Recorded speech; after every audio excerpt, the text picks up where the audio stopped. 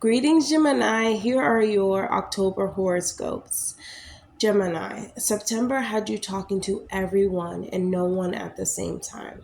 But October, it's time for you to focus or not. You are a Gemini, your mind wanders. And also, your ruler Mercury is going to be entering into Scorpio in your natal sixth house on October 6th. So, here we are. You're like, your mind becomes suddenly laser focused on efficiency, right? On problem solving and managing the details of your daily life. The sixth house has to do with health, routines, and service. And you can find yourself rethinking a lot of things, maybe your wellness habits, your diet, and how you manage your time. Mercury in Scorpio definitely sharpens your ability to see beneath the surface, whether it is at work, whether it's in your day-to-day interactions. You'll definitely detect these hidden efficiencies in your behavior and your health. Even in communication on a day-to-day basis, you'll notice these like subtle signals from your body. It is a great period or a great time to research, even when it comes to searching up like different diagnoses. And don't drive yourself crazy, because Scorpio, Mercury and Scorpio could really like dig deep, and then you think you have these things that you actually don't have. It's just a psychological game. Definitely get some insight. Practice, like go to therapy. This is a sixth house, so go to therapy, seek out like holistic advice, if that makes sense. Of course, you can come up with your own determination, but Scorpio, does have a great intuition about it, definitely knows what's going on, and your body is definitely going to signal you, but don't drive yourself to obsession, if that makes sense, right? And so definitely just beware of the small things. Just beware of the small things, or obsessing over the small things, and keep yourself in perspective. Even if you have to like set up systems that empower your productivity, that things are enhancing, right, Gemini, right? And so on October 7th, we're going to have the full moon in your 11th house in Aries. And the full moon lighting up your 11th, your future vision, your friendships, communities. These are different like agencies and things of that nature. Something is definitely connected to your social circles, or your group involvement, or your long-term dreams that is coming to some type of culmination, some type of reveal. And there can be maybe a project that comes to an end, or it can be you realize that the dream that you once had you don't really have anymore. You can realize that friendships are what friendships are, truly aligned, and which are not. And because the sun is going to be in your fifth house, in Libra, the this lunation can really highlight some tension between these personal or creative self-expression. However you express yourself, Gemini, it's just like your whole inner child, or your whole dynamic of expression has is maybe being pulled or being entangled into what you see for yourself in the future, or even the places that you choose to surround yourself. There can be some friction there between your original and authentic self-expression, but where you're being placed at in other groups. That's the best way. That's a better way to say it, Gemini. You may realize that, like, in order to shine in your authenticity, in your authentic nature, you can't really blend into certain collective ideas. This can be about a dream, a goal, and what something has reached its fulfillment now, and something may shift drastically along those lines. On October 13th, Venus is going to enter into Libra in your natal fifth house. How sweet. This is really one of the sweetest transits for you, Gemini. There's love flowing, there's joy flowing, and this is being expressed from the inner child. It brings this oneness towards the self, this harmony that you feel within yourself, and it just flows a lot easier with Venus in the fifth house, and you just sparkle in some type of way, but you're sparkling from the inside. You feel more magnetic in the matters that have to do with the heart. Even if you're single or something like that, you can attract some type of romance. If you have partners, if you just do things for fun, with like, dating and things of that nature, it can actually be fun. It can feel passionate. Children, even if you have children, they can bring this delight to you. You can feel more inspired to nurture your inner child through art, through beauty, through play, through anything that really brings you joy and happiness and makes you laugh. Definitely going out. I do think that, Venus and Libra has to get out there and has to talk to people. This is really exciting time for you to do that, like indulge in music, fashion, art, anything that brings you joy as well. Even Venus in the fifth house can bring fertility. So definitely be careful about that. It's definitely highlighted if this is the time that you would like to start a pregnancy or conceive. This is the time that you would do it. It's all thumbs up for you, Gemini. But yeah, it's a really beautiful energy. Venus in the fifth house, especially in Libra, in its home sign. And then on October 14th, Pluto is going direct in Aquarius. Okay, so this is the natal ninth house for you, Gem. And this, as it's stationed in direct, it's been in retrograde, I believe, since May, of 2025. When a planet goes into retrograde, especially Pluto, it definitely slows down its motion. But for you specifically, for months, you could have been like undergoing this deep shift in your beliefs and the way that you see the world. Even in your experience, they could have experiences in life. They could have taken, I won't say like a back seat, but you're definitely observing what is happening underneath the surface that is really shifting your world view. And, trust me, Pluto in the ninth house, you will not see the world the same after Pluto is done with its transit. It is really at an earlier degree, it's at an earlier degree of 1. It's at the first degree, 1, 2, 3, but it really has a 14-year, duration. So you're going to be called to pursue things like education, spiritual practices, international travels or connections. This can be like, it's more intense for you, more like you have to do it. And in some way along this long period of time, you even become obsessed with doing it. Like it has to be done. You can publish something, you can teach, you can write something. And if things were stalled during this retrograde, you can begin to feel them move forward. Pluto here is trying to dismantle these old belief systems that you may have, or forcing you to embrace embrace the truths that actually empower you, Gemini.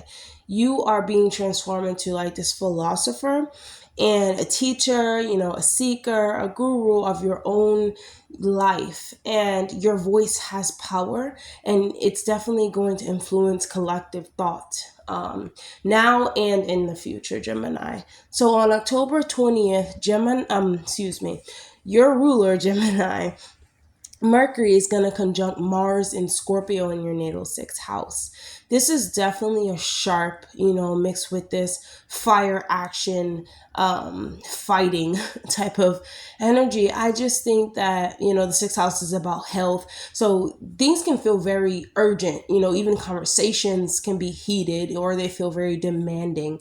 You can clash with people a little bit more, maybe coworkers or people that you talk to on a day-to-day basis, or you can feel pushed to solve problems very quickly. Your energy is definitely, you should use your energy for like tackling health issues or getting things done. Your energy is going to be actually very, very high. I will say that, but your nerves, the sixth house is the nervous system too. and they can feel pretty strained. So you definitely want to watch out for burnout, for accidents, definitely tripping, cutting yourself, not actually cutting yourself, but little cuts and bruises and things of that nature. Mars definitely can bring in the sixth house, but can be caused by like hurrying up, wanting to get things done very quickly. So I think that this conjunction or this day is a very powerful time to cut the insufficient um, matters, things that don't work, those habits, cut that out, and make these decisive action habits. Like choose to do the best upon this day on October 20th, and keep your words very strategic rather than reactive. Because this is your ruler, your chart ruler conjuncting Mars. So on October 21, we have the new moon in your natal fifth house. Again, very sweet. A new chapter begins in how you express yourself, and, how you create or how you open your heart up for love. This is the time to start a new romantic partnership, a new project, even creative project, or even, like I said, a pregnancy. Even with Jupiter and Cancer, everybody and their mother is like literally pregnant right now, or this is a very fertile time for goddesses. Yeah, I'm starting to think it's even a fertile time for gods as well. But it's really important that you try to reconnect with play, with fun, with passion in your life, since Libra in the fifth, or Libra in any house, but it rules balance, it rules fairness and harmony, and understanding and connection. You really want to ask, how do you balance responsibility with joy, or how do you balance the way that you set yourself up to express yourself, your creative visions, your love, like how is it actually bringing you joy? This is really a new start, or it's really a fertile time, a fertile moment for you to make that type of vision, if that makes sense, Gemini. On October 22nd, Neptune is going to leave Aquarius, and Neptune is going to leave Aries in your 11th house, and it's going back into Pisces, into your natal 10th house. So Neptune is another longer transit as well. This is a 14-year transit. 14 to 20 years. Pluto is 20 years. These are long transits, but very, very impactful. So Neptune leaving your 11th, going back into your 10th.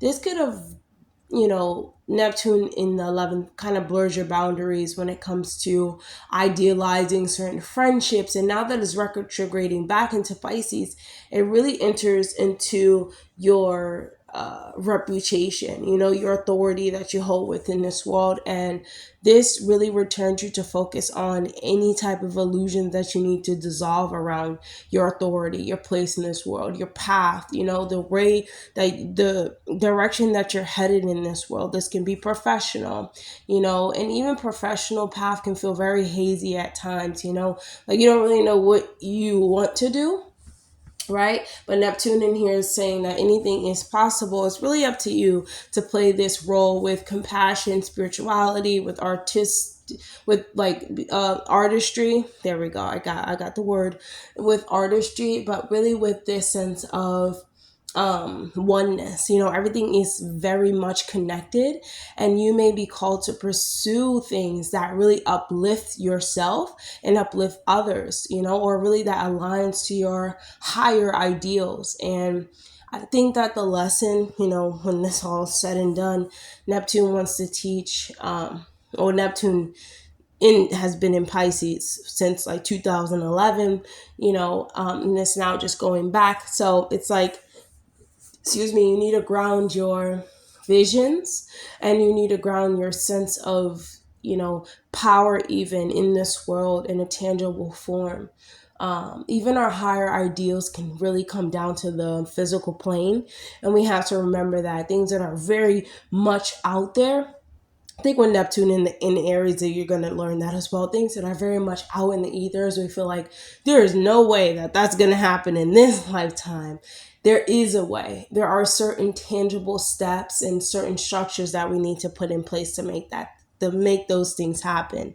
And sometimes we need others to help us get those things done. But ultimately, we have our own inner authority. So yes, Gem. Let's move to October 23rd. The sun is going to enter into the sixth house. And so, sun in the sixth house plays a very very, very specific role in your daily obligations. And, I feel like when the sun, for the next month being in Scorpio, you're going to feel called to take better care of your body, to refine your habits, to evaluate how you're spending your time, who you're spending your time on, and what are you actually doing on a day-to-day basis.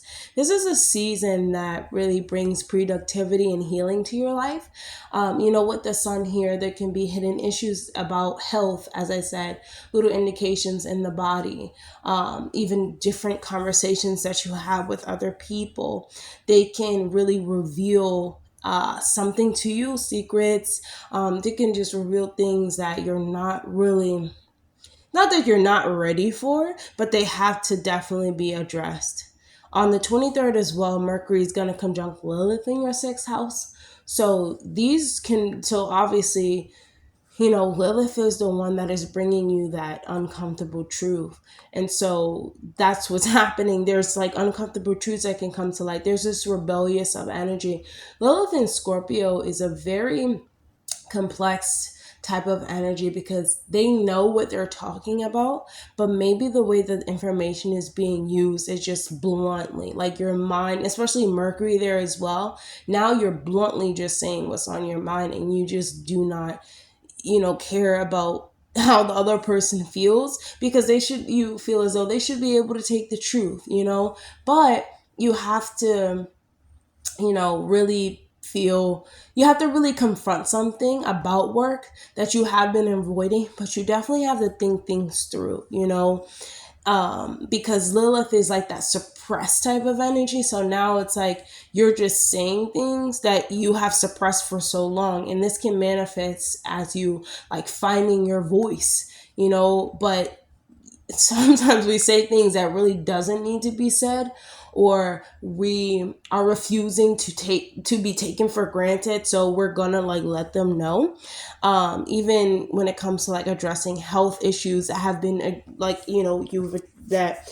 you have ignored for so long. Sometimes, like, I know I haven't been to the doctors in so long, but if I talk to like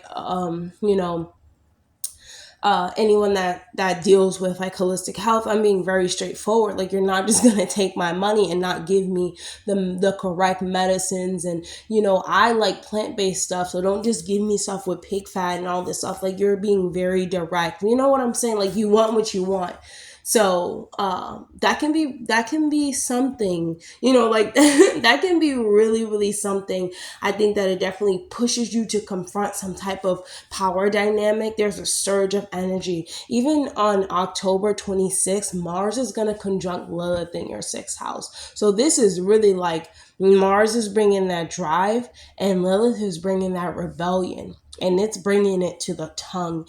And you truly can have these flare-ups when it comes to arguments, conflicts. Of course, you can feel like you need to just break free from these unhealthy habits, and even these oppressive work conditions, or anything that feels oppressive. You really, really want to break free from it. And it's not that you really, really, it's like you're going to speak, like you're going to break free from anything that is oppressive, anything that keeps you stuck in a box, even work conditions. You really should listen to your body and move your body in ways that release tension, health wise. Even though these, flare ups are going to come up, even though you feel like you should be breaking free from anything that feels unhealthy or anything that's hindering you, you really want to lean this towards health. You want to be as clear as possible. I do think that things definitely clear the air with what whatever you're saying, whatever suppressed energy that is coming up for you. This is definitely awakening this suppressed physical energy, with Mars being in the sixth house. And then on lastly, October 29th, Mercury is going to um, enter into Sagittarius in your natal seventh house. So Mercury in the seventh house, of contracts, partnerships, brings conversations to partners. Okay, it's almost like you're being more open, you're being more philosophical. It's 222 right now. You're looking towards the future in some type of way. You can be discussing like long-term goals. You can be discussing travel. You can be discussing things that make you two expansive together. It can be you can be talking about legal matters. You can be talking about business, and even trying to negotiate, or things that you negotiate can be more like prominent during this time. I do believe this is a great time for truth telling in partnerships.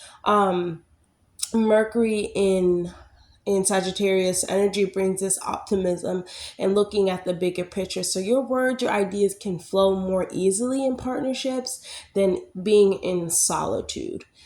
So, all in all, October is a month of daily ritual healing and relationship joy if you let it happen for you, Gemini, right? And so that's all I have for you, Gemini. I hope that was helpful. Definitely like, comment, subscribe, please, and I'll see you guys on the next video. Bye, Gemini.